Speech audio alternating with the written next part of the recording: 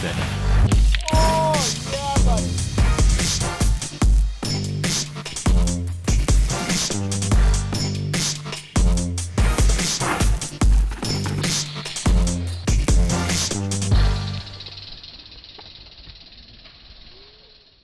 We're in the habit of comparing every recently updated bike directly to its predecessor, but that got a little tricky with the site.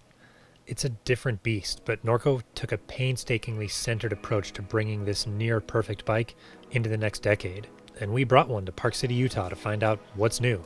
Last time we tested Norco site was in Michigan, Marquette, Michigan, and that bike was like so good and even-handed at everything that it was almost boring. Yeah, but it was one of the crowd favorites. Yeah. You affectionately named it the Snorco. The Snorco. Yeah. But in a good way. Yeah. It was my favorite bike of the year, I think. Yeah, I think you named it as your favorite. Yeah. This is nothing like that bike. Well, that bike, we were like really comparing it next to, you know, like Trek's Fuel EX and bikes like that, right? Yeah. Mid-travel 2.9er. Yeah. And the new site is a way different bike. Yeah, so that one was like, it was a trail bike, dyed in the wool. Yeah. And this feels like an enduro bike to me. It is super, super capable. I think we all agreed it biased more towards a downhill feel and less of a well-rounded, even-handed trail bike. Yeah, like it's definitely taking much more enduro approach. Like you could probably race enduro on this bike. You know, it's almost like it's almost like a range. You know, like a former range. Yeah. And it's interesting because people who really love the site may not dig this push forward. You know, I mean, it's definitely biased towards the downhills, and it does bob a bit going uphill if you're not locking it out, right? Like it's not as efficient of a climber as its former self. Yeah, I'm not sure if that's like a compression thing or just how the suspension's designed, but I definitely felt it as well. Thankfully, that blue low-speed compression toggle lever is really easy to reach. It's close, and it's got a nice feel when you put it into the pedal mode. And the bike has between a 77 and 78 degree seat tube angle depending on which size you're on.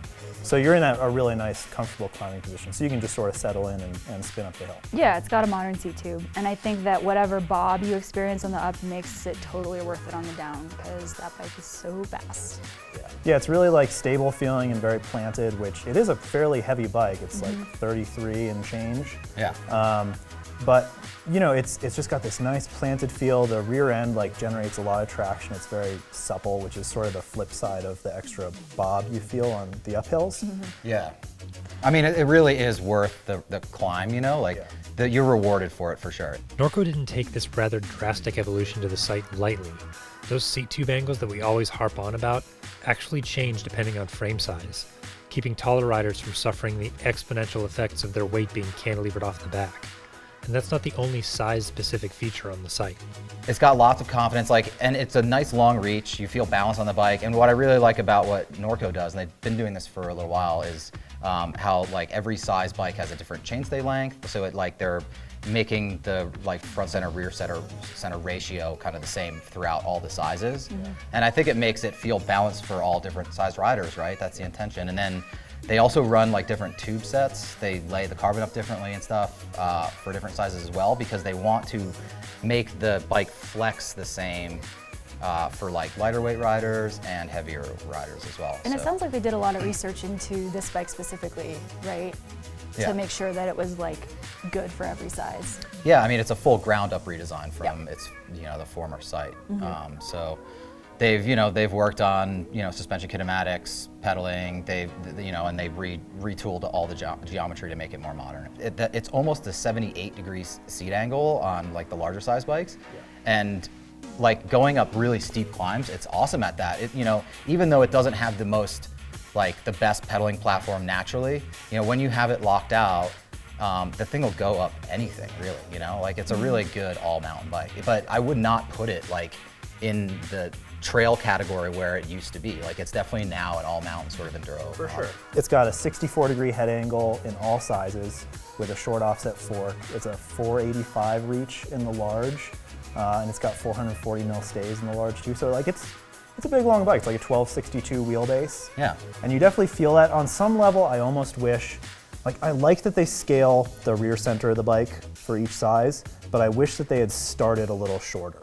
Yeah. Because I'd like to be able to get the front end of this bike up in the air a little more and just push it through corners a little more aggressively, and I felt that long rear end. Yeah, definitely aired more towards a planted feel, which, I mean, like the day we rode it was the wettest day we had here. It was like really muddy and slick, and the rocks we were riding were gnarly. And I was actually really scared to start this run on this brand new bike, which is kind of big.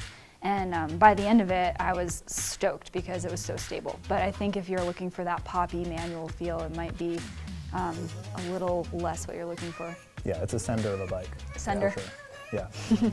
Yeah, it's designed to perform at like higher speeds rather than like the kind of short pick your way down, you know, like steep pick your way down stuff. And yeah, I mean that's really the big difference between this new sight and the old sight, right? Yeah. Like the old bike was a bike that I could very happily ride anywhere, and this is a more purpose-built descending biased bike. For sure. I really liked how it cornered. I thought that was a big deal with this bike, that it could feel so planted, but then you can really like lean into the corners and whip it around, and it felt like it supported you through the whole turn without bogging down. I think a lot of that too is the rear end is so supple that it generates a lot of traction, so you feel really like you can lean the bike without worrying about it washing. Yep. Even in like the slickest conditions you can imagine, like it was great.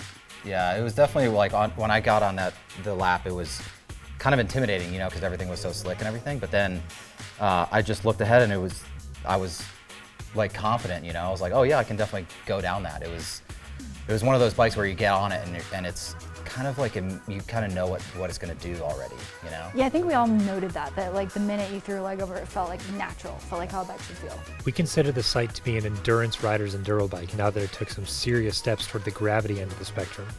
Whether that's for you depends on what type of riding you prioritize. Get a little deeper with the written review and see how it compares to the rest of the Bible videos at bikemag.com.